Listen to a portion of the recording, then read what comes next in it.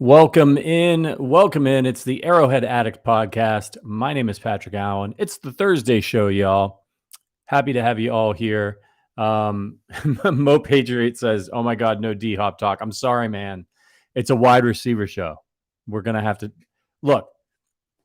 I hope D Hop signs somewhere soon so we can stop talking about it and start talking about what it means if he signs with the Chiefs. But until then, look, it's as you all know, it is June. It's June now. It's June 1st, actually. How about that?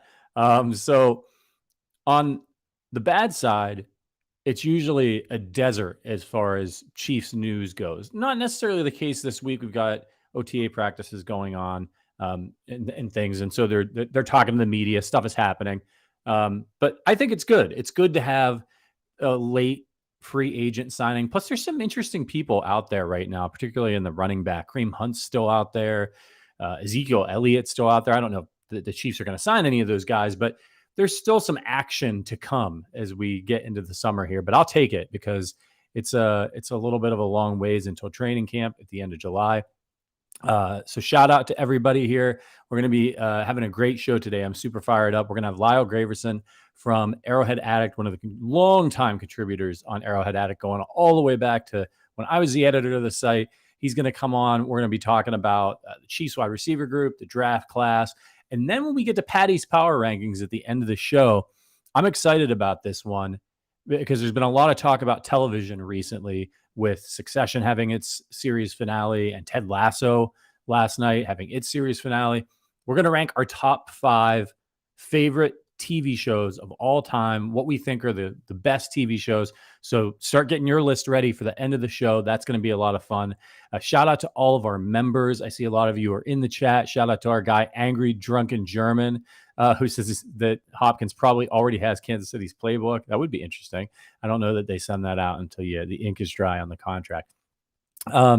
Yeah, so if you're watching on YouTube, make sure you hit that thumbs up button for me.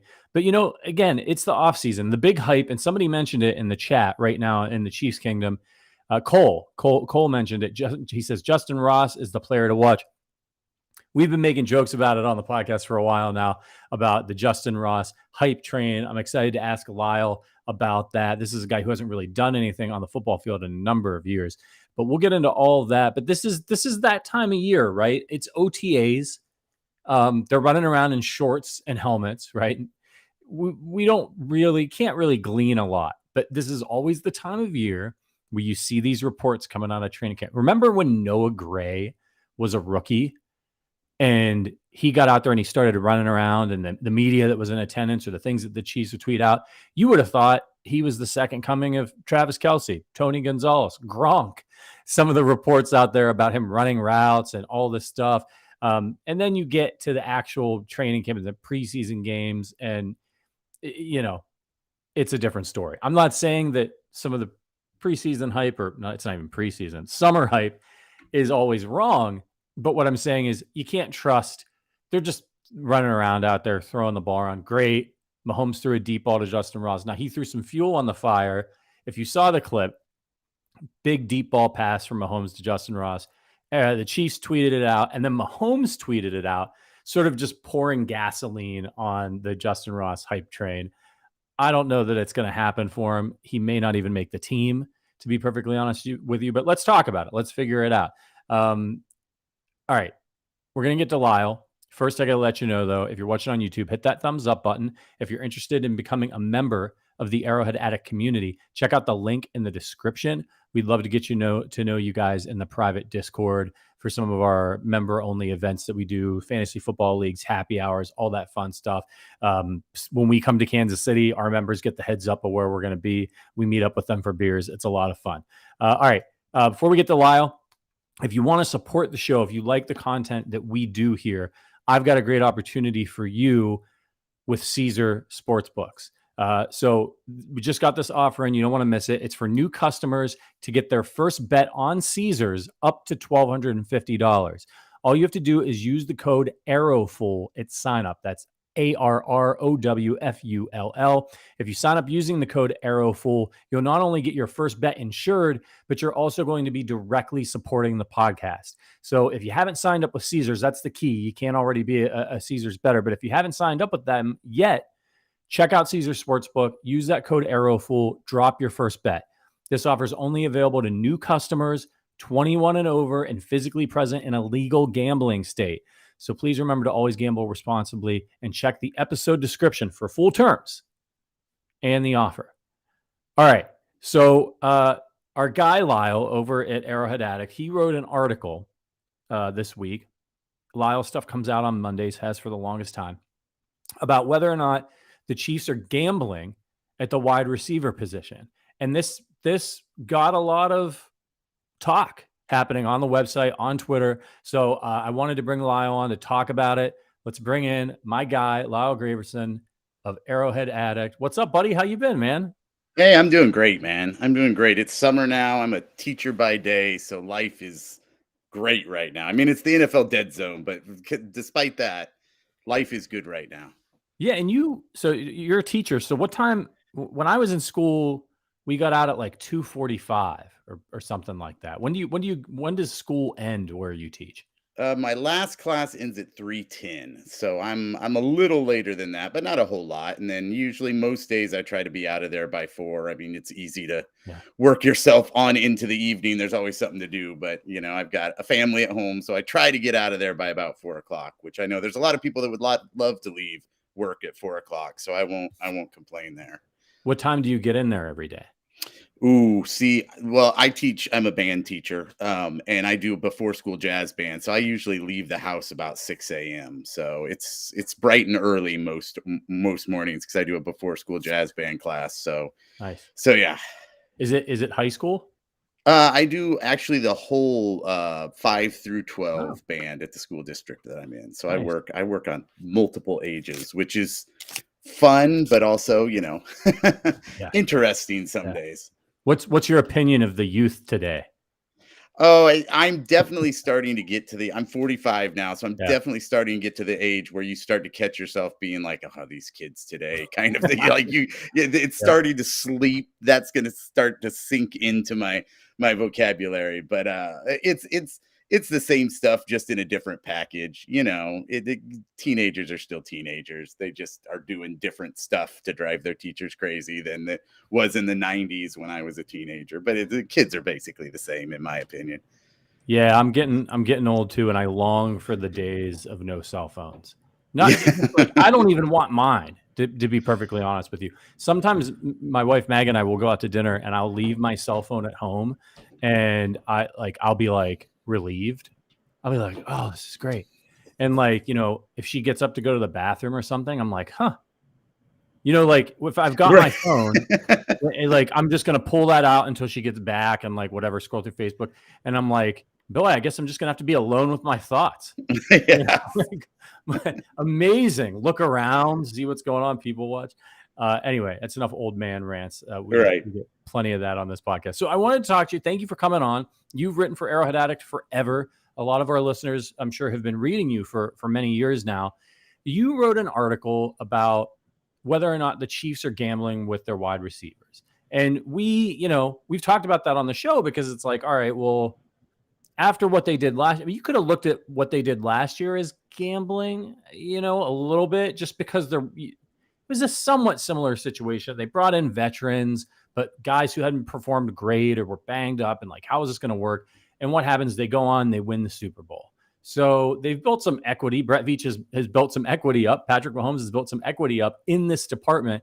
But I wanted to hear, could you just give our readers and listeners who may not have read the article yet, by the way, check out arrowheadaddict.com. I believe our guy Richard is going to get the link in the description and so on and so forth as well, so you can read it. But for folks that might not have seen it, can you kind of explain where you were coming from in the article, your logic behind it, and the reaction that the piece has gotten? Yeah, I really didn't think I would get any pushback on the idea that they're gambling a little bit on wide receiver right now. And if I was going to summarize what I say in the article, I go into more detail, but that the Chiefs wide receiver group, as it stands right now, if they don't add anybody else, has the potential to maybe even be better than last year. Like there's some upside there, but there's not a lot of proven commodities. And so there's also, I feel like, a low floor where they're gambling a little bit, hoping they hit the upside. But I think there's a reasonable range of outcomes that could be anywhere from they're better than last year, they're about the same as last year, or they're worse than last year. I mean, we can get into the specifics on the different guys, but some of the gambles they're taking, I mean, it's not stuff that I think you can just count on that, oh, lock that guy in for 1,000 yards. Like that, I just don't feel confident in that. And so I thought by saying like, hey, there's a wide range here. There's the upside to be good, but there's also the potential that this could be kind of a flop. I didn't think there'd be many people that are like, you're crazy, they're fine.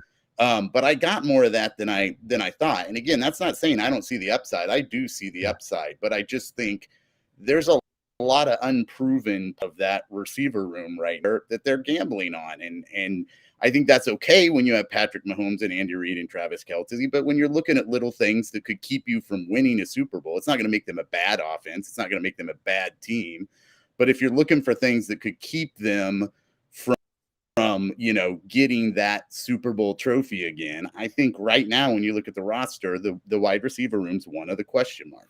Do you think that kind of reaction is a little bit just because, I mean, they're coming off a Super Bowl victory with guys, some of the same guys and guys that had question marks coming in, and the fan base is just feeling themselves right now. And they're like, I mean, it is kind of like when you look at this team with Patrick Mahomes and Andy Reid, the way that they performed, the different iterations, especially on offense that they've had, wide receivers, running backs, it does kind of feel like, boy, it just doesn't matter. They're going to win. They can put me and you in there, and one of us will manage to get 400 or 500 yards receiving because Mahomes is brilliant and Andy Reid's a genius.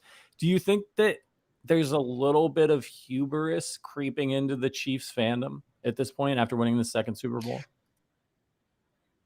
I think there definitely is. I think, and look, some of it's they've earned, right? I mean, you watch Patrick Mahomes do the things he's done, and you look at how Andy Reid just always finds a way to put a good offense together, going back to the Alex Smith days, going back to his days in Philadelphia.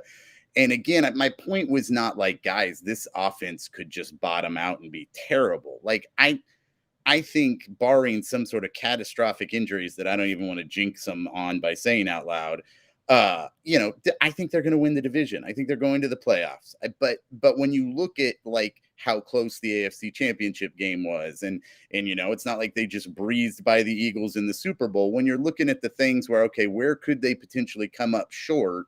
To me right now, you at least have to ask the question about the wide receivers, even with how great Pat is, even with what they did last year. I think when you look at the Bengals game where MVS had to step up, if you look at the floor of this group, of that could be like every game if all the worst possible scenarios happen. I wouldn't want to go through an entire playoff run with what they were down to there at the end of that AFC Championship game where MVS had to carry him. Yeah. And I know they won that game, so people can throw that back on me and say, well, they won that game. What are you talking about? But I think we would all agree that's not ideal. Like, we need ideally something above that to make this offense go like it should. And so I just still am a little worried, but mainly just like curious, because I do think there's a possibility that it all goes great and it could be a lot of fun. We just don't know. Yeah, and we've got some interesting comments in the chat. By the way, I wanted to shout out Boomer Miller says, I always watch your videos. Welcome, Boomer. Love seeing you there in the chat. Cole said, regarding Justyn Ross, I feel like if he even makes it to the first preseason game without being put on IR, he makes the 53. You can certainly see the talent in some of the clips that are out there. I don't know. It's not a top heavy group, but it's a deep group. And we're going to talk about it later in the show where we try to predict like who's going to make the team. And when you look at the names that are there, there's going to be some people on the outside looking in probably here. And just a shout out to Angry Drunken German for saying that never owned a cell phone, never will. I don't know how you get through life without a cell. Like, I think it's like, I can't imagine looking for directions anymore. You know what I mean? Like I can leave my house and not know where I'm going, and it doesn't matter, right? Like if I'm looking to a restaurant or something and I hop on the train, I can get off and just pull the phone out. So like for that, I love it. When I first moved to New York City, just total sidetrack here. When I first moved to New York City, back when I lived out there, I used to carry a subway map around with me because there was no phone. There was no way to look anything up and I didn't know where I was going. And that was like my go-to for like the first year. And then it just seemed like the silliest thing a couple of years later. So that's how old I am. Okay. So let's get into it. So let's start with the DeAndre Hopkins thing, because we all agree that right now that there's not like an alpha number one on this team. They just won a Super Bowl without that. Again, we're removing Travis Kelce from this conversation. We all know that Travis Kelce is the number one receiver on the Chiefs. He's key to them succeeding, and he helps make everything else work. So we'll set that aside. DeAndre Hopkins. Now, I haven't talked with you about this, so I'm interested to hear your thoughts. We talked a lot about him on the show when Hopkins was on the trade block, and most everybody seemed to agree in the Arrowhead Addict universe it's not worth trading for because of some of the injuries, because of the age, despite the talent. We don't want to give up assets. I'm interested to know how you felt then and how you feel now that he's free on the market and the Chiefs don't have to give up any assets other than cap space if they want to try to sign him. Yeah, I would have been in the camp of, hey, if they can get him for like a late round pick and rework the contract so it works, fine. But like if they were wanting like a second round pick or something like that, like no, I'm not even considering it. Or if they had to take on the full contract, because wasn't he due to make like 20 million or something like that? I think this season, like there's just no way. Like that was like not even in the realm of possibilities, in my opinion. But now that he's, like you said, free, if they can make a contract work without messing up their financial plans, I'm 100% on board with bringing him on. Now, do I think that they should move heaven and earth and pay him whatever he wants or give him a big long contract where you've got a bunch of money tied to him down the road? No, I don't think you want to do any of that. I don't think they should win a bidding war for Hopkins, I guess is what I would say. But because he was on the record before he got released multiple times saying, I want to play with a great quarterback. I want to win a Super Bowl. If that's really his top priority, awesome. We're the best spot to come play with Patrick Mahomes, Andy Reid. There's this big question mark in our wide receiver group where you can just step right in and have this predominant role. And so if he was serious there, I think it makes a lot of sense. Now, if suddenly he's a free agent and teams are calling and going, well, we'll pay you 10 million more a year guaranteed than what KC will, and that suddenly goes, well, you know what? I don't have to play with the best quarterback. Like, then I'm like, okay, we're out kind of thing. But to me, with the question marks, again, we still have upside at wide receiver, but with the question marks there, if you could add a guy like Hopkins, to me now, I've got zero worries. Not that he still couldn't get injured or things, anything can happen, but at least you've added a reliable element to go with some of the young upside that they have. And the other thing that I would say that influences my thinking there is, yes, we are going to have Mahomes for a long time, and you never want to punt future success because you're always going to be a contender with him. But I think we are getting down to like not knowing how many more years we have Andy Reid and prime Travis Kelce. Right. And if you can get another ring or two this year and next year with Hopkins as like another piece of that puzzle, to me, like, yeah, make the money, find a way to move some money around and make it work, as long as he's not asking for a crazy big deal. Because I think to me, he's a better version of what Juju was last year. Yeah. If him and Pat got to the point where Pat knew where he was going to be, throw the ball in his direction, Hopkins has proved he'll come down with it. So I think if you could just give him another reliable weapon while we still have Andy and Travis, man, let's go get another Super Bowl and add that piece and take some of the risk of the wide receiver room out. But that having said, if he wants $20 million next year, then no, like, okay, thanks. We'll make it work with the young guys that we have. And I think you made a great point about Kelce. he was, when Tyreek was here, it was 1A and 1B, right? With those two, as far as the passing game goes. And when Tyreek left, you're like, okay, well, what about our team's just going to be able to take Kelce away? Nope. It's why he's a Hall of Famer. It didn't matter. He was still incredibly productive, despite the fact that there wasn't another receiver on the field that teams were like, oh crap, we have to account for this guy. But how long can Travis Kelce be that guy without another guy on the field that teams have to worry about? And I think that's where he doesn't have to lose very much, to where if you're in that situation, he might be easier to take away. So ideally, I think you get to this point where he gracefully goes I'm trying to think who's the tight end that played for the Cowboys forever. I can't. Jason Witten. Jason Witten. Like, he goes the Jason Witten route where, like, he's very productive, still one of the better tight ends in the league, and sort of fades out. That's how I would love to see Travis's career end, because he could still be a really, really productive and useful tool for the Chiefs as they try to win multiple Super Bowls the last few years of his career. But if they don't have that guy, it could be a lot harder. So that's one thing that appeals to me about Hopkins, or a player like Hopkins, is that it makes those latter years of the Travis Kelce career, which hopefully don't come for like 3 years, makes those latter years of the Travis Kelce, could extend his window with the Chiefs. And I think that would be absolutely fantastic. But I'm with you. It comes down, and we've mentioned this on the show before, it comes down to, does DeAndre Hopkins want a Super Bowl more than anything? And how much more? Because if he's looking at the quarterbacks, look, he's played with crap quarterbacks his entire, well, he played with Deshaun Watson, right? But like on teams that couldn't get, bad coaching, couldn't get anything done. Then he goes Arizona, it doesn't work out. So he wants to play with a tier 1 quarterback. Is he sitting there and the Chiefs are like, yeah, we can give you, whatever, $5 million a year or something like that, $7 million.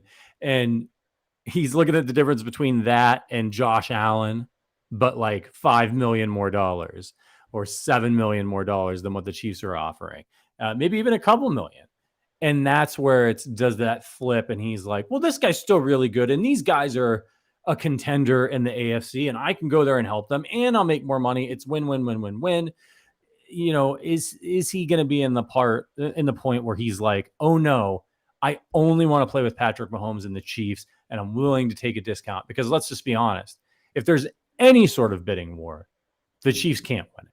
Like, they can move some money around probably to make room to pay him something that will make him happy, but other teams have more space. So it's just going to be really difficult, in my view, for the Chiefs to land him, unless he just makes Kansas City the priority. He looks at what happened to Juju Smith-Schuster last year and says, I really want to win a Super Bowl. It could put me potentially in the Hall of Fame. I go play with these guys for a couple years. I've made a lot of money. I'm good. It has to be at that, I think, for him to end up in Kansas City, because Brett Veach has shown he's not going to mortgage, the whole farm to get one guy again. I just don't think unless he really believes in it. And he just proved that he doesn't have to.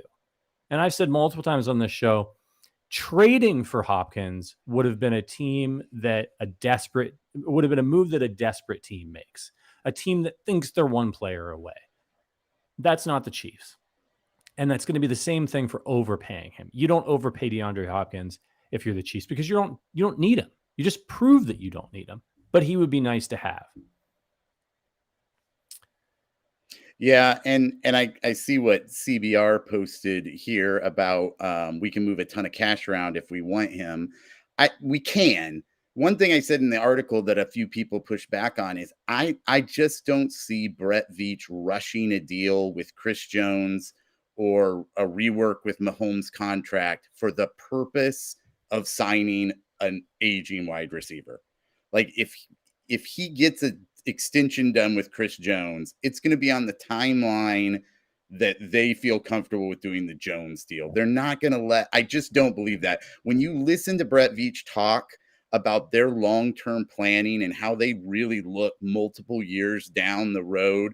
They're not just going to go, okay, give Chris what he wants, whatever the format has to be, so we can quick knock this out so that we can sign Hopkins. They're not going to do that. And they're definitely not going to do that with Mahomes' deal with some sort of restructure. And I could be wrong on this, but I think when they converted some of Mahomes' roster bonus to signing bonus to create a little space, I don't think they can do more of that this year. I could be wrong on that, but I think there was a date they had to do that by, and they did do some, but they didn't do the whole amount. They left like 20 million on the table or something that they could have converted to save them in future years from that money hitting.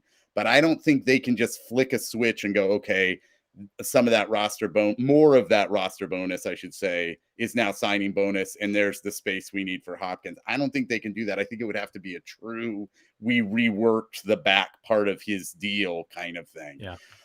So again, the idea that they're just going to like do some sort of major deal to create space, I think it would have to be little things. Somebody mentioned Toney's contract, and I think something small like that to create a little space where maybe you could get an incentive-based deal if Hopkins was willing to take one of that. That I think they could do. They aren't gonna do a major move just for the sake of signing Hopkins, at least in my opinion. Yeah, and there's nothing that Brett Veach has done recently to indicate that he would do something like that. Like he did not open up the pocketbook for Orlando Brown Jr. Like he's like, we're going to pay what we're going to pay. I know what I think you're worth to the team, and this is as far as I'm willing to go. And he let him walk. That's a bold move. Now, you just came off a Super Bowl win. He's done a pretty good job of protecting your franchise quarterback at left tackle. That's a pretty bold move. But Brett Veach is operating off a playbook here. It doesn't mean he can't bend his own rules, but I think he's showing a lot of discipline with this team because he's thinking about the long-term health of this team. And he's always got to weigh who is worth really paying. Can I get somebody that's in the ballpark, talent-wise, protection-wise, of Orlando Brown Jr. without throwing a ton of money at him just because he plays a premium position? You got to bet on yourself a little bit, but that's what he's doing. And if it works out, he's going to look like a genius because it's going to give him flexibility down the road. And to your point, just converting the Mahomes contract, whether he can or can't, and I've got to look this up too, whether he can or can't, that's kicking the can down the road. That's kind of like you want it. It's in case of emergency, break glass situation, but they've been pretty careful about doing that. Just look at the Rams, man. Like, that's great. They won a Super Bowl. If Stafford's not right this year, they're so screwed. Like, you know what I mean? Like, they're just, you don't need to do that. Great. I'm a Cleveland fan. I'm from Northeast Ohio. Brian Windhorst, who covered for ESPN, covered LeBron James for years and years and is now one of their national reporters. When the Cavs finally won a championship, he was fond of saying, winning a championship means never having to say you're sorry. And that's true. The folks in the Rams organization, they don't have to say that they're sorry for what they've done. Mission was to win a Super Bowl. They won a Super Bowl. When they went and they got Matthew Stafford, they knew that, hey, we're not going to have Matthew Stafford for 15 years. The situation in Kansas City is different.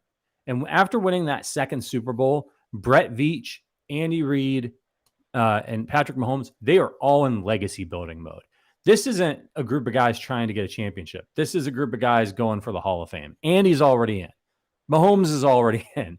Mahomes wants to catch Brady. He might never say it, but of course he does. He's that kind of competitor. And Brett Veach, I mean, this is his job. He could go down as one of the better GMs of all time because he's got this once-in-a-generation player. So just mortgaging that to get a year or two of DeAndre Hopkins, as talented as he is, when you just won a Super Bowl without him, it just doesn't make sense. Throwing all your money at Orlando Brown Jr., even though I thought they should have signed him, we'll see how it works out. He doesn't think that it made sense, the number that he would have had to spend. So I love it. I love the way that Brett Veach, the restraint that he's showing. He's just got to keep making his draft picks work and making smart free agent signings, but the flexibility. So you can't do both. You can't make desperate moves and throw money around like it's not going to come back to bite you in the ass and mess up in the signings that you do. And that's how we see teams get into trouble, is when they do both of those things. They don't draft well, and then they sign a bunch of expensive people, and then they don't have any money and they can't do anything.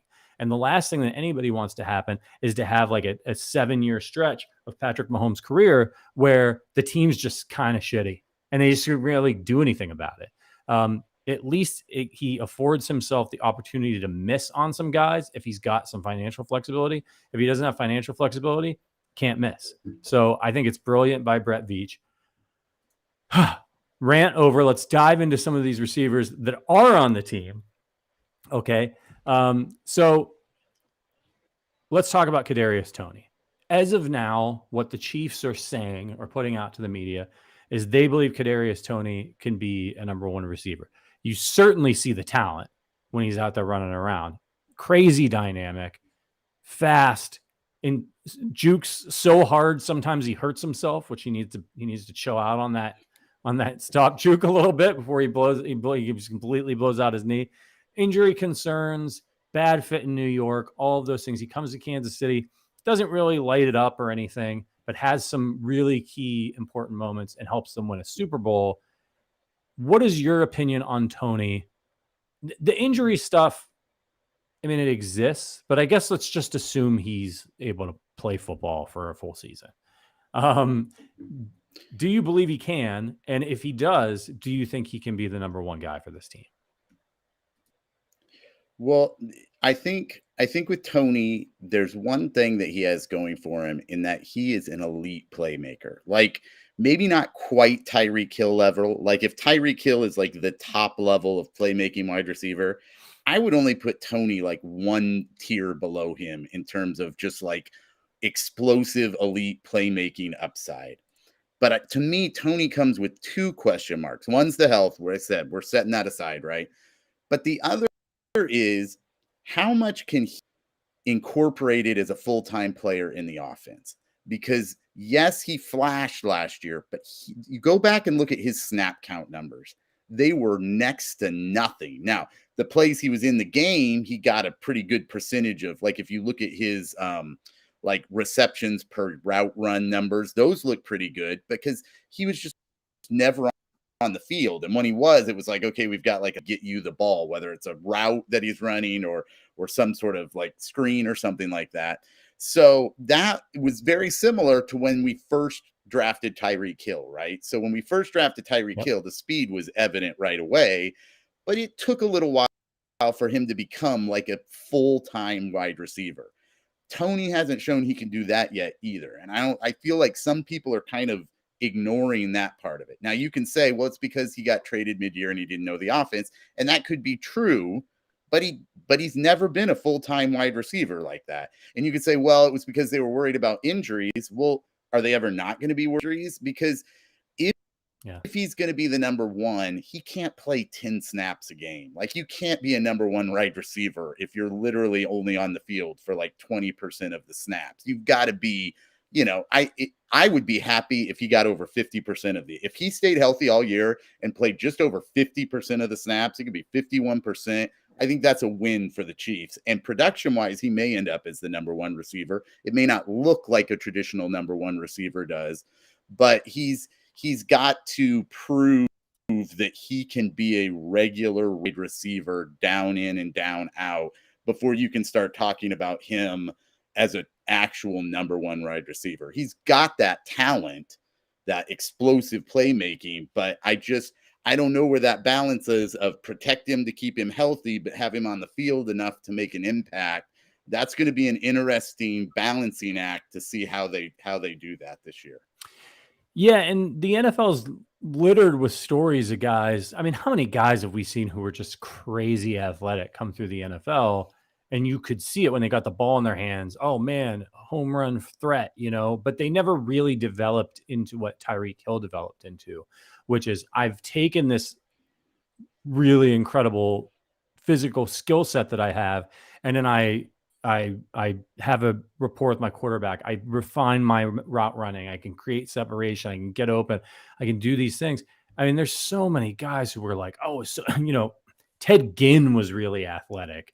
Really was just going to be a return guy, right? That was it. Had a nice career, but like that is the thing with Toney is who's he going to be? Is he going to be one of those guys who just ends up being a deep threat and a kick returner? Or so that he has occasionally he'll have a game where he catches a couple deep passes and he has like 120 yards receiving and then does nothing for 4 weeks? Or is he going to be that consistent guy? And that is what the Chiefs coaches are going to have to bring out of him that nobody's been able to yet, either because of injuries or because he just doesn't have it. And that should be exciting. That's an exciting guy to have. Can the Chiefs make it happen? They did it with Tyreek Hill. And you're right. Remember when he was going into, what was it, his second season? Who was it? It was like a cornerback was calling him a gadget player. I can't remember who it was, but it was a big thing because he called him a gadget player and then Tyreek Hill went off. Definitely not a gadget player. Is Toney going to be a gadget player for the Chiefs or is he going to be the alpha? I think there was a reason why he was taken where he was taken in the draft. I think he's got it. I'm really interested to see the first few weeks of the season after going through the whole program with the Chiefs, not just learning the playbook and really being integrated into everything, but also having a year with the Chiefs training staff, who I know they did that, like that survey came out and they got poor grades anonymously from the players. But when you look at the results of the Chiefs' health over the years, they've been there's certainly luck involved, but they've been very healthy. And that's at the end of the day, how a team like the Chiefs is going to win another Super Bowl is, can Travis Kelce stay on the field? Can Chris Jones stay on the field? Can your key contributor stay on the field? I mean, what they did with Patrick Mahomes last year in the playoffs is a miracle. There's probably some physical advantages that he has, but you have to tip your hat to the training staff as well. So hopefully they can get, and not just get Kadarius Toney the kind of training that he needs to stay on the football field, but manage him properly. And if they can do that, I think he's got a shot to be the guy. All right. We've hit Toney. Let's talk about Skyy Moore. Nice little season for him last year. Some ups and downs. He had the fumbling on the punt returns that was driving everybody crazy. They kept putting him back there. He ends up making a play for him in the AFC Championship game after I said never. I was the first time he fumbled. I think I said don't put him back there anymore. Maybe it was the second. I was like, all right, that's it. He's just not ready. Don't put him back there. I still wouldn't feel great about him being back there, despite the play he made in the AFC Championship game. But I mean, how do you feel about Skyy Moore? How did you feel about him when the Chiefs drafted him? And do you think he can make the leap this year? And what do you think is his ceiling? So it's kind of a good news, bad news on when you look at how I felt about him coming out of the draft and how I feel about him now, because it's really a lot of the same feelings. When I watched his college tape, I saw a guy that I really liked his ability to create separation in his route running. I liked his running after the catch, and he's got good sized hands, even though he's kind of a shorter guy. His ability to like really go up and snag the ball. It's a pet peeve of mine when those guys, especially if they're running underneath routes, are letting the ball always get into their body. And I really like that. And he showed that in his limited playing last year. It looked like that all transitioned into the NFL with him, which is really promising. The downside on him coming in, he was still pretty raw. He didn't come into college as a wide receiver. I want to say he was a quarterback. Maybe it was a running back. I can't remember, but he wasn't a wide receiver, and they converted him to wide receiver in college. And so he was just still kind of raw in terms of how his route running and some things. His separation looked good, but didn't always look like he knew the full route tree. And so the good news is what was good on his college tape looks like it transitioned to the NFL. What I would say is maybe not where he's still a question mark is he still looked pretty raw last year. It didn't look like he gained the full trust of Reed and Mahomes in terms of being able to be out there. I mean, even in that AFC Championship game when they were so decimated, it wasn't like, okay, Skyy, now's your chance to catch a bunch of passes. And even not to like slander the guy's like greatest moment of his career so far, even his touchdown in the Super Bowl, he lined up on the wrong side, right? Like they were Yep. after the game, there were those clips where they were talking about like, oh, he wasn't even on the right side of the formation. And so to me, the question with Skyy is not ability. I think he's shown in the flashes as a rookie, he's got the skills needed to be what they want him to be. The question is, has he put in the work knowing the playbook?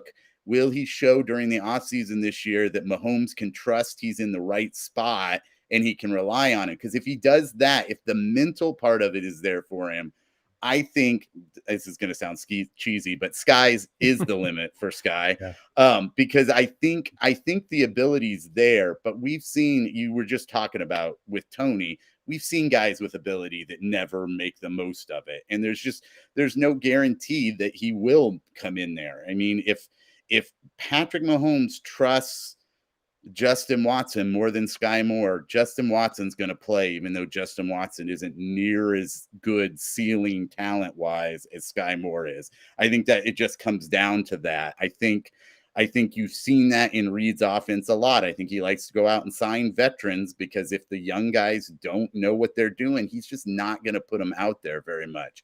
So to me, that is what, if they say, oh, and I think somebody even said something, it looks like Skyy Moore came into camp in great shape. That's great. That wasn't really the problem last year, I don't think. I think, did he come into camp going, line me up in the slot outside? I know what routes I'm supposed to run. I know how deep that route's supposed to go. I know exactly where in the route that ball is supposed to hit my hand, so I'm in the right place at the right time. I mean, even though I think we'll miss Mecole Hardman's explosiveness and some of his playmaking, it was so clear he never got that.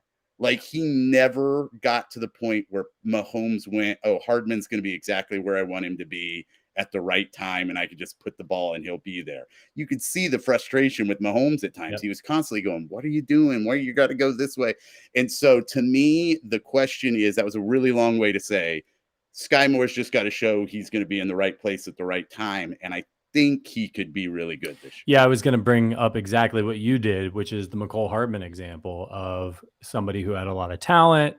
And look, I think had a fine career for the Chiefs. Maybe not what I always thought. He got a little bit of an unfair shake because there was all that stuff going on with Tyreek Hill when they drafted Hardman.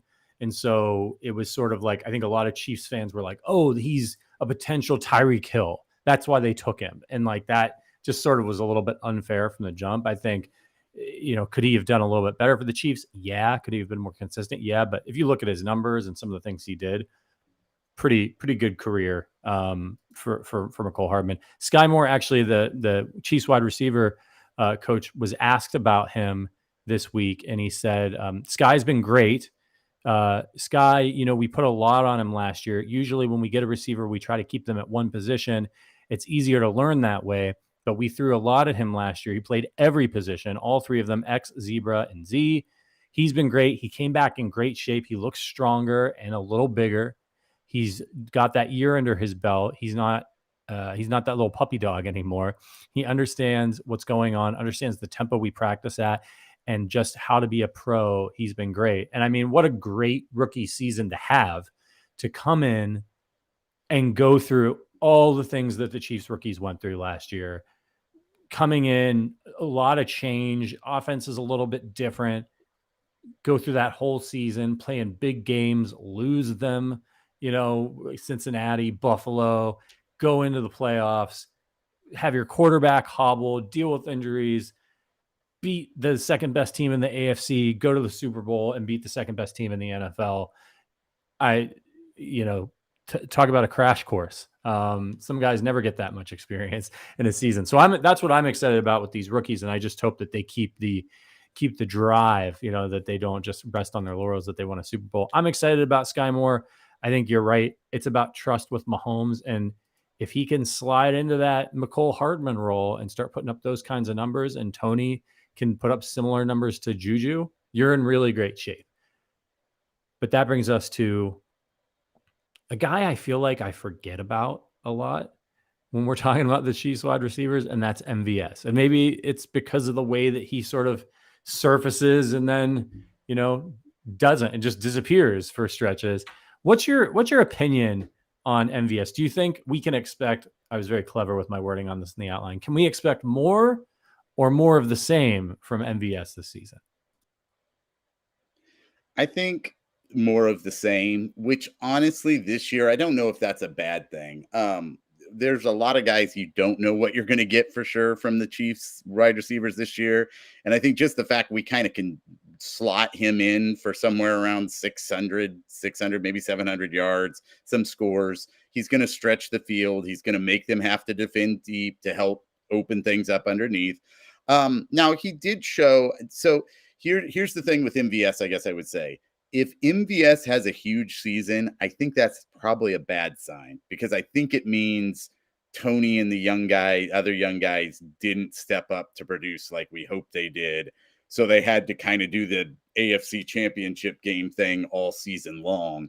I think if things go as planned, MVS plays his same role he has. He fills that role fine. He's not a star. He's not a liability. He's just a piece of the wide receiver puzzle. And I think the Chiefs are good with that if they get what they need from the rest of the pieces of that puzzle. Yeah, I mean, he's a little Jekyll and Hyde, right? Just look at the playoffs versus Jacksonville. Targeted twice, 6 yards receiving, although he did catch a touchdown. Then he goes in against Cincinnati. Everybody's hurt. 8 targets, 116 yards, averaged 19.3 yards per reception, and a touchdown. And then in the Super Bowl, targeted once, no catches. In a game that the Chiefs scored 38 points. I get part of that's the offense. You shouldn't blame that all on MVS. Part of that's the way that the offense works. Some days you're going to have your day and some days you're not. But this is kind of who he's been, even going back to Green Bay when he's playing with Aaron Rodgers. I think that's fine. I've always been a little bit surprised he doesn't catch more touchdowns, being 6'4", that he's not used as more of a red zone threat. But maybe that will come. He had 1 year in Green Bay where he caught 6 touchdowns, but usually it's just a couple a year. It is who he is. He gets targeted about 3 times a game in Kansas City, and you're going to get maybe 60 to 80 yards, and sometimes he's going to have 12 yards, and that just seems to be the way it is. So someone is going to have to fill that vacuum left by Juju Smith-Schuster. I don't think, and I agree with you, I don't think it will be MVS, because that's just not who he's been. So it would be weird, and it might indicate that people are hurt or that it's a disaster of a season offensively for the receivers. So let's talk about the Justyn Ross hype train. We finally arrived. The Justyn Ross hype train has pulled into the station. I've been hearing about this guy even last year during the season. Man, when we get Justyn Ross back, it's just, what's your take? This guy. So for those of you who don't know, Justyn Ross played at Clemson. He had it was like a really good season when he was a freshman. I think it was freshman or freshman and sophomore year. I think both his freshman and sophomore years were good. And then he got hurt, right? And then he came back and he was, and then he goes to the draft and nobody takes him because of medical concerns. And then the Chiefs sign him, and it's like, okay, classic Brett Veach move, lottery ticket, right? Let's just see what happens. And then he gets into Kansas City, and you hear a few things from camp, and everybody gets jacked up, and then his foot's messed up, and he misses the whole season. I mean, why do you think there's such a hype train around this guy? And do you think it will ever actually take off? Well, let me say, this isn't new. We always find that guy that we love. I mean, I'm old enough do you remember Bobby Scipio? Like, there was a Bobby Scipio hype train at one point. So we love to do this. We love to take kind of the unknown and be like, but this could be the greatest thing in the world kind of thing. I think the difference, well, okay, first let me say, when we go to predict who's going to make the Chiefs, I don't think it's a safe bet to predict Ross will. I think if you're a betting person, the smart bet is he doesn't make the team. Like, not to be party pooper guy or whatever, but I think that's the most likely scenario. And the thing that's different than the Bobby Scipios is there is elite upside in his profile. Like Bobby Scipio was not setting the SEC on fire at any point. Whereas Justyn Ross legit looked like he was on track to be a first round wide receiver. And then I don't know if you know the whole story. He was diagnosed with like a spinal condition that was like a birth situation that they discovered. And initially they told him you should never play football again. And then he finally found somebody that would perform a surgery on it that other doctors said, no, we're not even going to do that kind of thing. And so it just the fact that he made it this far is farther than a lot of people thought he would go. So do I think he'll make the team? I think the smart money is no. Is there an actual possibility that he could make it and be a good player and actually live up to the hype? Unlike some of our training camp darlings, I do at least think that's in the range of outcomes, even if it's a small percentage, even if it's like, okay, probably 80% he doesn't make the team.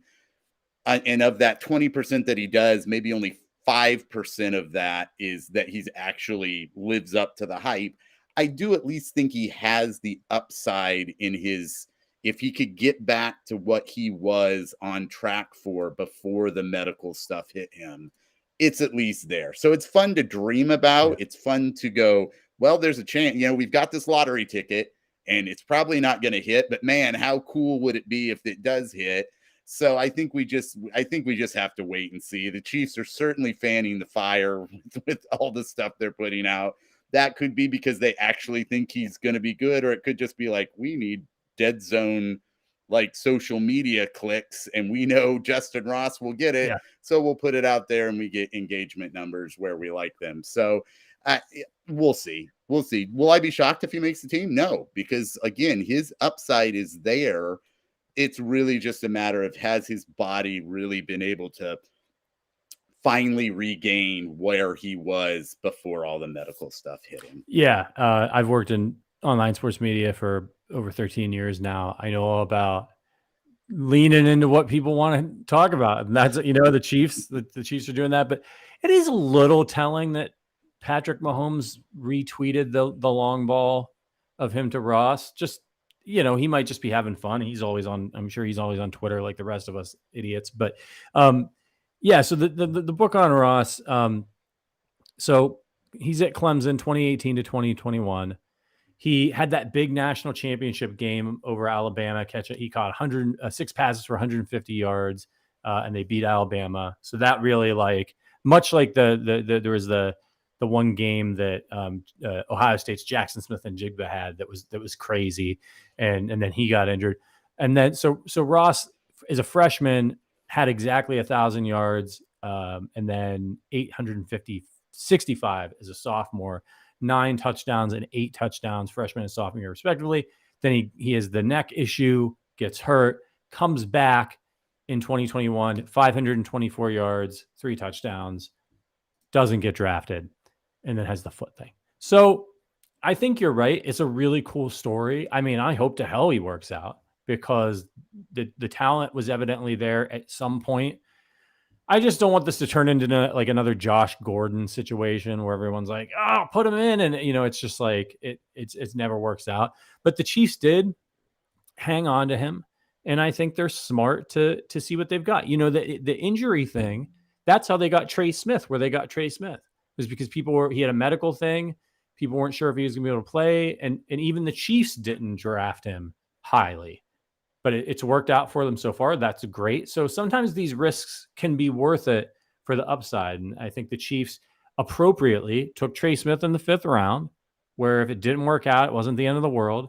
And they get Justyn Ross for nothing off the street. And he comes in and he's got all the opportunity in the world to sneak in as a guy who's going to make the roster for the Chiefs. And that would be fantastic news for Kansas City and for Justyn Ross. So I might roll my eyes at the hype train just because I've seen the Bobby Scipios come and go. But I'm pulling for him just like everybody else in the Chiefs kingdom because I want the Chiefs to have the best players. And it seems like he's got some talent. Okay. Let's get to the rookie that the Chiefs drafted, Rashee Rice. Did you like the pick? And how do you think it worked out? I did. I was a little surprised they traded up for him. To me, he was a guy that was like, man, back of the second round, be a really great third round pick. So he was on my list of guys for the Chiefs to kind of target in that range.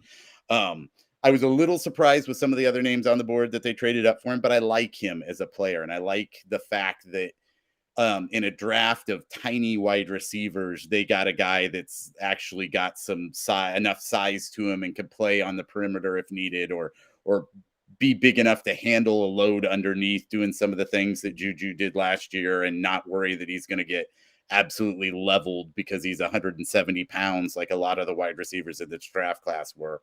I do think he's a little raw. I don't know that you should expect him to be like a day one starting receiver, but if he can do even like maybe a little bit more than what Skyy Moore did last year, I think that's a win. I mean, if he finished the year with 400 yards receiving, I think that's like a huge win and a great sign for his future. I like his run after the catch. I like his physical ability to go up and get the ball.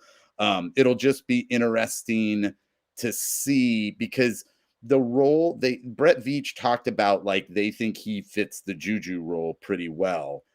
But that's a role where we were talking earlier about how Skyy Moore has to earn Mahomes' trust. That's not a role you see a rookie play in an Andy Reid offense. Like, hey, you're going to be the short to intermediate, reliable route runner, find the hole in the zone guy. Like, those are typically your savvy veteran guys, Hopkins. But if he can do that some as a rookie, I think then sky's the limit for where he could be 3 years from now. Like, he really could be just like a star in this offense if he already as a rookie can show that potential. But I don't think people should freak out if he doesn't just blow the roof off right out of the gate. Because like I said, the role they're talking about him having is one where you got to know the offense. You got to know where in the zone to sit down and so that Mahomes can hit you in that window. And so if he can do that as a rookie, wow, awesome. But if he doesn't, don't panic. It doesn't mean he's a bust. It just may take him a little while to get the Reid playbook down and earn Mahomes' trust so that he can take over that role. Yeah, I think don't be surprised if Rice has a season similar to what Skyy Moore had last year, where he's like a sometimes contributor. They're trying to get him up to speed, but he's a rookie. Which brings us to figuring this whole thing out. Well, let me ask you about Justyn Ross first, because he's a guy that has some name recognition, but he's probably a back end guy. I mean, he's fourth on the depth chart right now that the Chiefs put out. Do you expect anything from Justyn Ross? I don't. I'm a skeptic. I think his best chance would be if he could show, hey, I can be the answer to your punt return woes, so that you don't have to play Toney there and you don't have to make Skyy Moore do something he's not super comfortable with. Then maybe he could sneak on that way. Maybe I'm wrong. Maybe he comes out and it's like, look, I can be McCole Hardman. I can be that guy that maybe isn't the most reliable route runner, but I've got great straight line speed. So just plug me into where you plugged Hardman in. Like there's a scenario I can see where that would work. But when you look at how deep the options are, even though they're mostly unproven, I just have a hard time seeing him getting one of those final spots, but we'll see. Yeah, I mean, he could try to make it the Watson route like last year, where he kind of surprises everybody and Pat likes him and stuff. But for those who don't know Justyn Ross, he was drafted 9th overall in 2017 by the Bengals. Just never took off. They gave it a go with him. Didn't play a lot. Best season of his career was in 2019. He had 506 yards receiving and 3 touchdowns. Just didn't work out. Spent a year and with the Giants. Didn't play football last year. It's probably a camp body. I don't see anything coming out of that. It's Brett Veach, going into the dollar store and finding the Blu-ray bargain bin and digging out Back to the Future or something, like, oh, it's only $1 Blu-ray. I don't have this in my collection. That's pretty much he's looking for a hidden gem there. Probably not going to find it. So let's sort this out. Okay. So last year, the Chiefs kept 5 wide receivers. as they went into the season. And by the way, somebody pointed this out. I got the draft round for Trey Smith wrong. It was 6th round pick, so even better value. So if the Chiefs are going to keep 5 receivers, I wanted to, with you, figure out who we think that who's going to make the team based on the receivers that are on the roster now. So no DeAndre Hopkins. And when I look at this, I'm thinking there's 2 spots up for grabs, because actually maybe there's only one. Yeah, because you've got Kadarius Toney. He's going to make the team. Skyy Moore is going to make the team. Rashee Rice is going to make the team, and MVS is going to make the team. So that's 4. So that leaves, we didn't even talk about Richie James, who came over from, who's actually kind of intriguing. He showed some flashes in New York, but never really took off.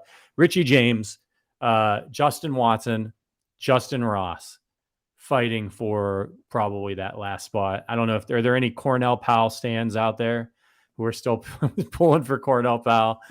He's hung around. Now, some of these guys, they can end up on the practice squad, but like, how do you think it shakes out? Who gets that last spot? Well, first, I would argue I would be shocked if they didn't, and maybe this changes if they signed a proven guy like Hopkins. I would be shocked if they didn't start the season with 6 this year. The combination of not having a fullback and the uncertainty at the position, I would guess they go 6. But if you make me pick 5, it's not a fun answer, but I think Justin Watson's getting that 5th spot. He's a special teams guy. He's going to play all the special teams things. He knows it. I like the signing of Richie James, and I think maybe he gets the 6th spot if they do 6 and Justyn Ross doesn't hit. I think there's a world though there where they keep 6 and Richie James still doesn't make the team. And again, it's not that I dislike Richie James, and people will point to his production with New York last year. New York didn't have any healthy wide receivers. He was kind of like their 8th option, and he just stayed healthy. So he racked up 500 yards. It wasn't like they went into the season going, this guy is going to be an important part of our offense. They just ran out of options. So he's a good insurance policy if somebody is hurt, or if maybe he surprises. But I think if you made me go 5, I do the 4 that you say are locks, and I go Justin Watson, because I think Dave Toub has a guy that he gets to pick out of that wide receiver room, and say, I need that guy. And I think that's probably Justin Watson there. So I'm guessing they keep 6, but I think if it's just 5, you gotta, even though it's not a sexy pick, you gotta make Watson the favorite for that. Yeah, I think that's a good point. I could see them going with 6. I forgot about the lack of a fullback on the roster. It would make sense, I think, if they don't go and get it would if they do too, if they get a guy like Hopkins.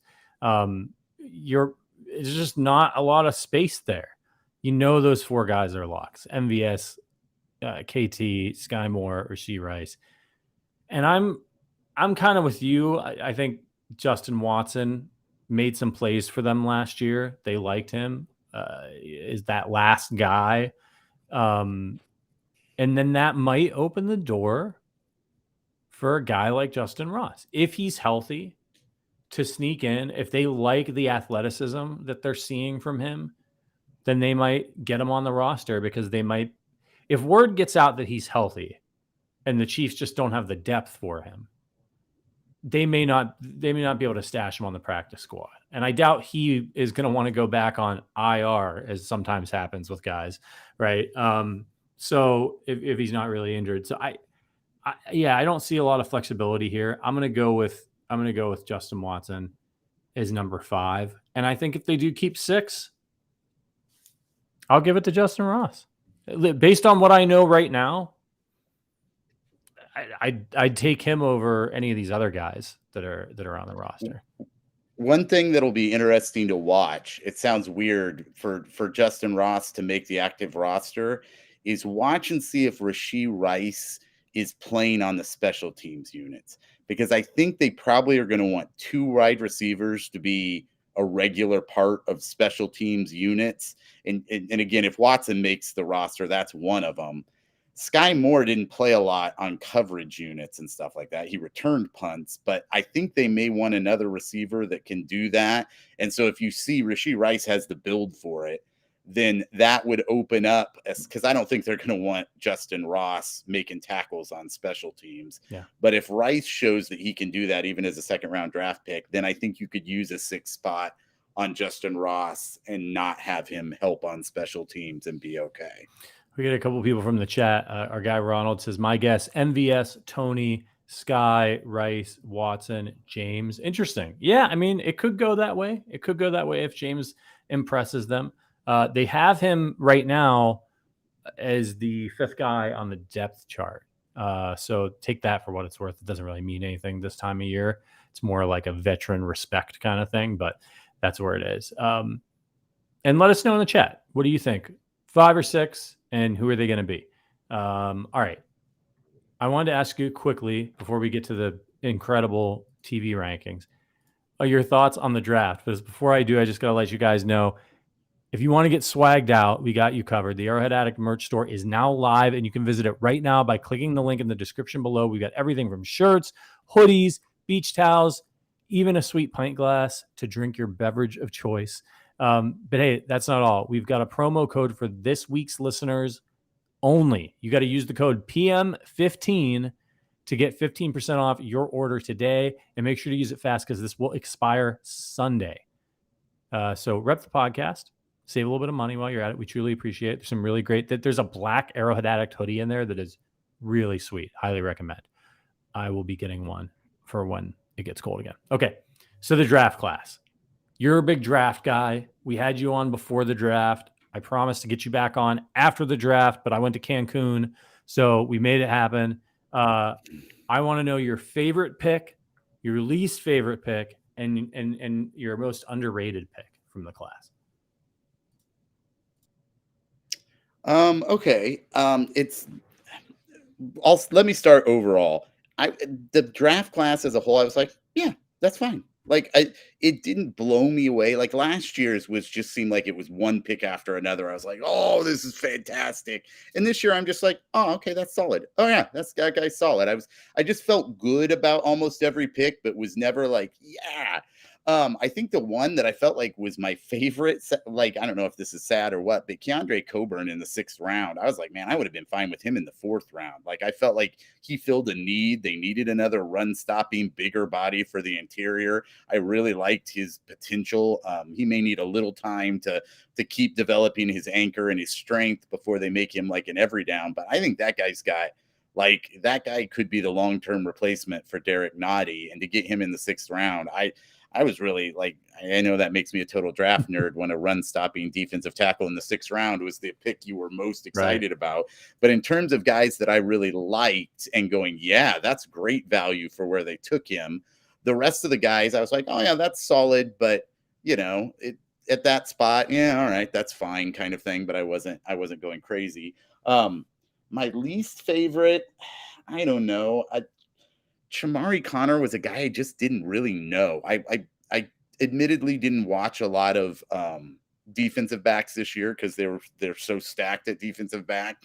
So I was a little bit with some of the other guys on the table when that pick was announced. I was a little disappointed. Now, I will put a giant asterisk on there that says the Chiefs have nailed drafting defensive backs so well that I'm just assuming he's going to hit, even though I was like, wait, who? Yeah.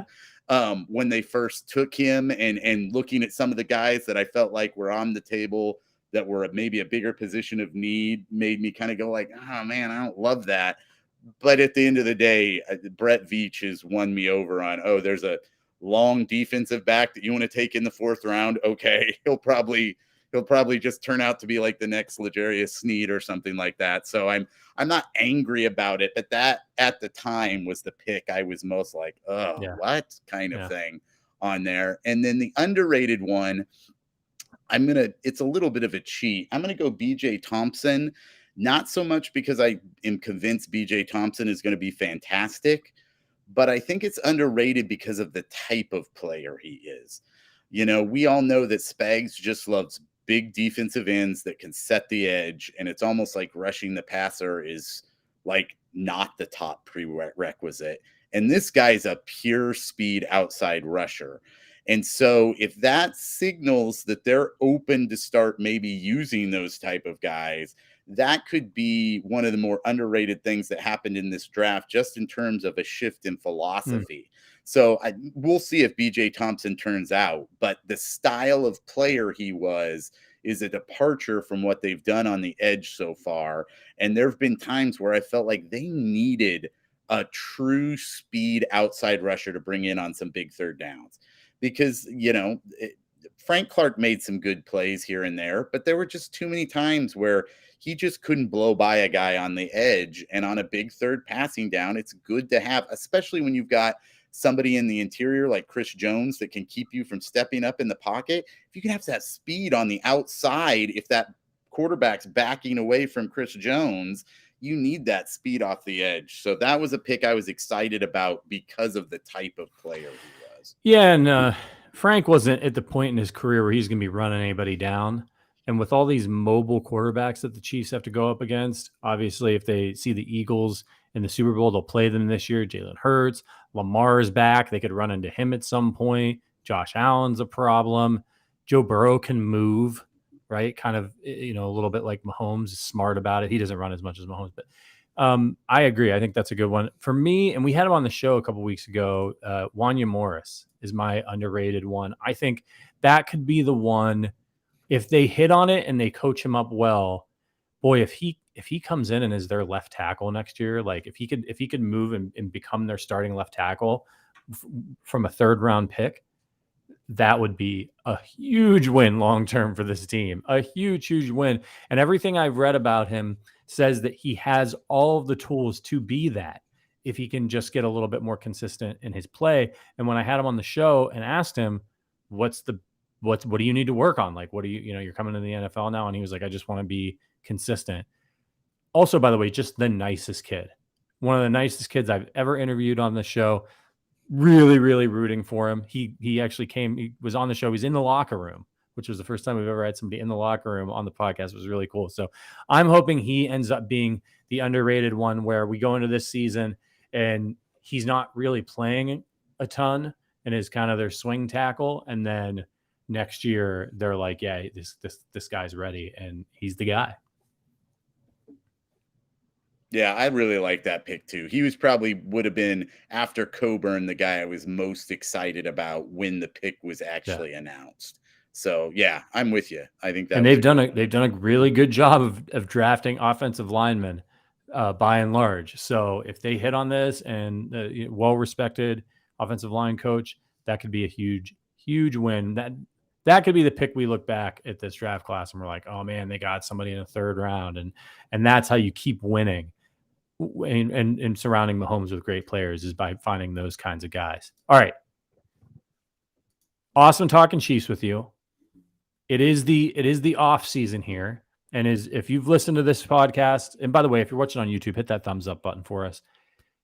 If you watch this podcast or listen to this podcast for the years that we've been doing it, we often talk about food. We like to rank food. I'm talking Girl Scout cookies, cereals, big cereal podcast. By the way, we were at Walmart this weekend and we saw they've got Cinnamon Toast Crunch, like Cinnabon, not like the brand Cinnabon, but like cinnamon bun cereal. I didn't buy it. I'm a little disappointed in myself, but I'm going to circle back. If anybody's had that, let me know, because I'm really intrigued. Anything under the CT, and there's so much under the CT Crunch umbrella, I'm starting to get worried that it's becoming one, like, so like I'm a big horror guy, right? And like they started slapping Wes Craven's name on stuff that like he didn't really have anything to do with, like Wes Craven Presents, like licensing him out. And that's what I'm worried is starting to happen with CT Crunch. They're just like watering down the brand to try to like trade off of its famous name. And anyway, my worries aside, we're not talking food today. We're actually going to talk about one of my other favorite things for our Paddy's Power Ranking segment, which is television shows. Big TV guy. I got all the streams. And so I thought it'd be fun for us to rank our top 5 TV shows of all time. So I'm going to let you go first. You're the guest. Lay it on me. What are your top 5? Go from 5 to 1. What you think is the best TV show all right. ever. And I do not think there's probably going to be some people that hate my list. I tried to put some variety on here. I've got one curveball coming for you here in a little bit, but I'm going to start with number 5. I'm going to go Okay. Survivor. And there is a lot of bad reality TV out there, but I will argue that Survivor is by far the best reality television show ever. I love the strategy. I like the physical challenges. I just like the survivalist nature of it. I've always been a fan of that show. Watched it when I was younger and have been watching it for years. It's like the OG in my Yeah. opinion.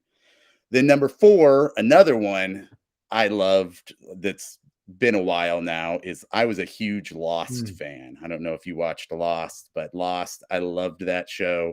I'm kind of a sci-fi guy, so Lost would be on there for me. I know a lot of people didn't like how that one ended, but I loved it. I loved Lost. That was one of my favorites.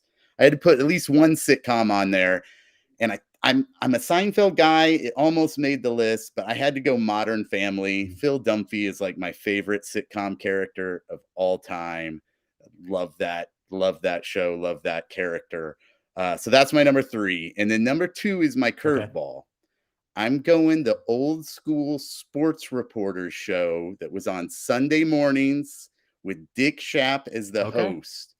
And he used to have the guys like Mitch Albom and Mike Lupica and Tony Kornheiser. This was Pardon the Interruption days. So I don't know if anybody's old enough to have watched that, but I remember Sunday mornings. I love that. And this was before all the back and forth hot take shows. It was just generally like your only real sports TV was just regular ESPN Sports Center. And so just getting to watch guys just sit around and just kind of talk about sports in a non-hot take way like they do now. It was just cool. I loved that as a kid and as a teenager. I used to always make sure I watched that on Sunday mornings. And then my number 1 is Justified. I love that show. I don't know if you know that show. Love Timothy Oliphant as Raylan Givens. If you've ever watched it, it's fantastic. It's got some of the best supporting characters. Love that show. One of my all-time favorites. And they're coming out. I'm a little nervous because I really liked how they did the final season. And now they're coming out with like a little 8-part mini series this summer. So I'm excited that they're bringing it back, but I'm a little nervous because I thought it had a perfect ending on there. So if you've never seen Justified, that's my number 1. Go out and watch Justified. All right. Justified. I've seen a lot about Justified. I never checked it out. It's funny. You mentioned Modern Family, and we had a couple. I've always been a big Ed O'Neill guy. I loved Married with Children when I was growing up. Our guy, Angry Drunken German, said Cheers, number 1, Lost, Fringe, Married with Children, Star Trek, Next Generation. Have you ever heard the story about how Ed O'Neill got the role of Al Bundy? Like the moment that he got the role.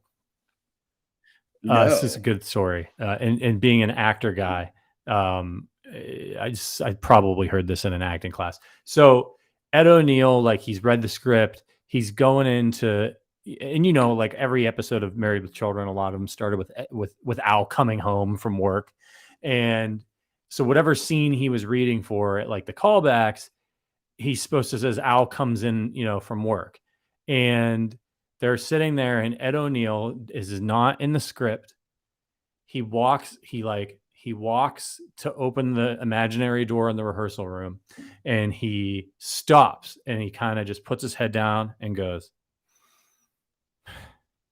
like sighs. If for those of you who are listening, like puts his head down and like prepares himself to go home into the house where his family is, and then opens the door and comes in. And they were like, that's it. That's Al Bundy. Like that guy knows who he is. And that little bit of what we call in acting, little bit of business, it got him the role, which I just thought he's so brilliant. And I think he's just such a great comedic actor. Love that story. If any of you are actors out there, don't be afraid to put a little something extra on your audition as Ed O'Neill. So well demonstrated there. Okay. So look, I'm going to caveat this with some honorable mentions. And I'm not a huge, I love comedies.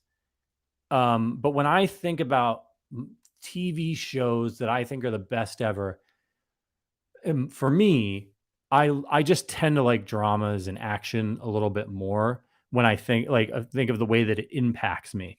Whereas I feel like comedy, I enjoy it very much. Some of the ones I have in here, but I just don't think of it when I think of like there are some dramas on my list that have just knocked me for a loop with just brilliant writing and acting. And comedy is kind of its own thing. So I actually don't have any like comedies on my list, but my honorable mentions are The Office, which I think does a tremendous job. It's hilarious, obviously, but does a tremendous job of making you relate to the characters. They found a sweetness in the characters on The Office that you don't see sometimes in a lot of comedies. And one thing I do really appreciate about comedy, and one of my favorite genres is black comedy, like black comic films. In Bruges, one of my favorite movies ever, is that when humor has a way of humanizing characters in a really tremendous way.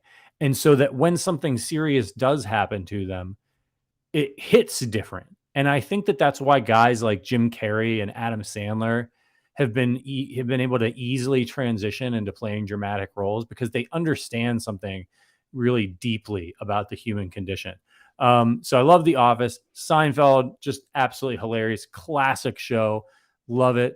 And in my other two honorable mentions on here, not comedies, I'm going to go with The Leftovers, which was a difficult show to watch, but I just thought was one of the most beautiful shows I've ever seen on HBO. Just absolutely beautiful, beautiful performances.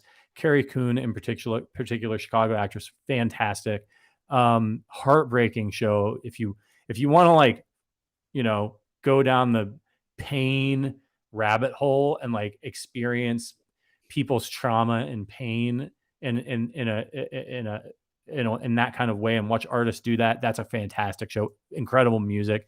And then my other honorable mention, Boardwalk Empire, Steve Buscemi, absolute genius. Some up and down seasons, but the season with Bobby Cannavale as the bad guy is like one of my favorite all-time seasons of television ever. So love Boardwalk Empire. Okay, let's get into the actual rankings. Number 5, Deadwood. Did you ever watch Deadwood on HBO? I have. That would be in one of my honorable mentions. Just yeah. Ian McShane, so fucking brilliant. So brilliant. Everybody in that show is fantastic. The writing is incredible.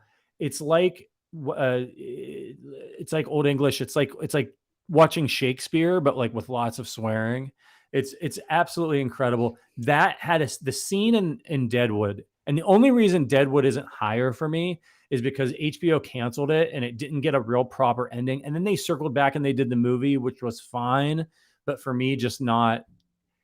It wasn't sticking the landing. It gave closure, but it wasn't the ending that I wanted to see. That's what kept that show from being great for me. But there's a scene in that show when Al's henchman Dan fights Captain Turner, and it is one of the most incredible like fights in television history. And I was so nervous, and I did not know what was going to happen.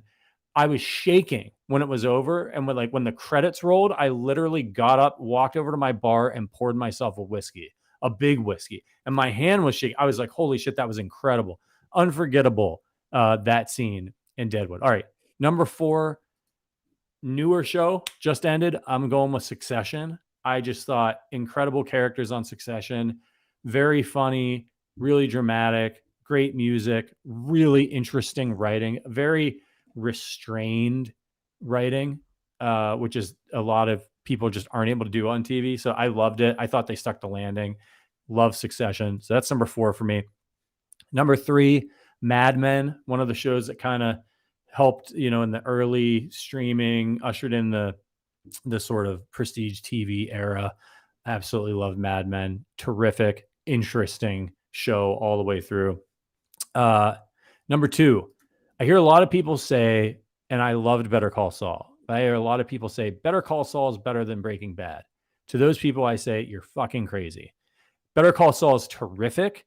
It's a great character study. I love it, especially in the later seasons, but it is not better than Breaking Bad.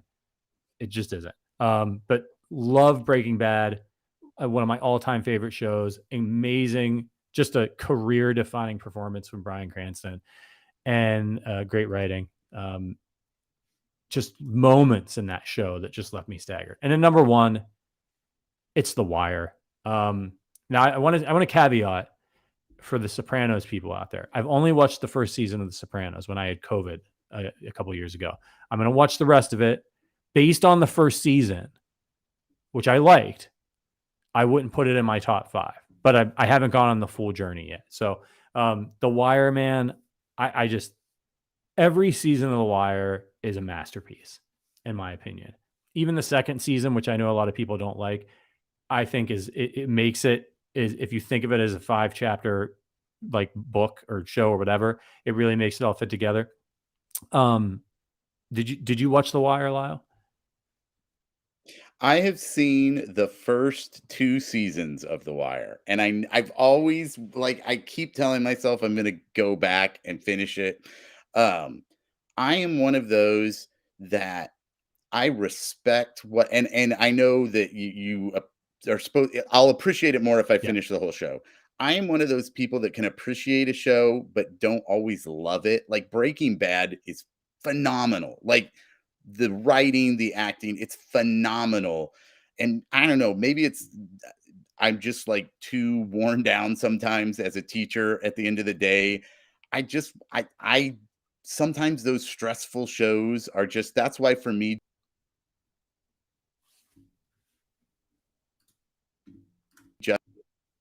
Justified was perfect because it had enough. I gotcha. Yeah, man. I understand. There's so much good stuff out there that it's tough to watch everything and then to get them in your rankings. And it gets really competitive and has gotten more competitive as time has gone on. For me, The Wire just there were so many episodes. You know, like you see a really good episode of a show and the credits hit, and it's like one of those special episodes, and you just kind of sit there and you're watching the credits and like, you don't move and you don't say anything, and you just like, or the same thing after a really good movie. Like you just need to sit and like take it all in and take a minute to collect yourself. That happened to me after episodes of The Wire, like multiple times a season. It was unbelievable when that music would hit. Like the stakes were always so high, the characters were always so rich. It was incredibly entertaining. I just thought it was incredible. Of course, the Michael B. Jordan Wallace scene in the first season of The Wire, like my wife was just completely destroyed, utterly destroyed, just a complete mess. I think it's brilliant. I think it is the best television show, like by a lot. Like I think that there's like I love Breaking Bad is my number 2. I think it's The Wire and then like a really long way and then Breaking Bad. That's how highly I think of The Wire. Just absolutely incredible show. I've got the box set, even though I don't need it because HBO Max is a thing now. But I still have it just in case anything ever happens to the digital version. I've got some hard media there. This was fun. I love TV. Maybe I'll start a TV podcast. We'll do an offshoot. Lyle, my man, thank you so much for coming on. It's great. It's always great having you on the podcast. Sorry for keeping you so long, but great discussing Chiefs with you as always. Do you know what you're writing next week? Anything that the listeners can look forward to on Monday? You know what? I don't know yet. I kind of have this cycle where I get a piece done on Monday and then I give it a few days and then usually sometime Friday, Saturday I start like circling around the ideas on what I'm going to land on. Yeah, yeah. So Well, nothing yet. Maybe the discussions in this show will get the creative juices going. Make sure you check out Lyle's stuff every Monday at arrowheadaddict.com. And of course, all of his colleagues and all the other writers over there who do just absolutely fantastic work. All right, we're gonna get out of here. It's been a long show. We're gonna have a fun guest for you next week. I'm not gonna give the game away just yet. Make sure you tune in. We got a couple good guests coming up here as we move on throughout the off season. Keep it on arrowheadaddict.com for DeAndre Hopkins watch and for all the news coming out of OTAs. Thank you to all of our subscribers and supporters. If you're interested in becoming a member of the Arrowhead Addict family, check out the link in the description. We'd love to get to know you, have a beer with you, hang out with you sometime soon, and appreciate all you do. You guys supporting us through the off season. It means more to us than you will ever know. We'll be back next week on Tuesday with the regular schedule of shows. But until then, for Lyle Graversen, For producer Richard, my name is Patrick Allen. We'll see you next week. But until then, as always, go Chiefs.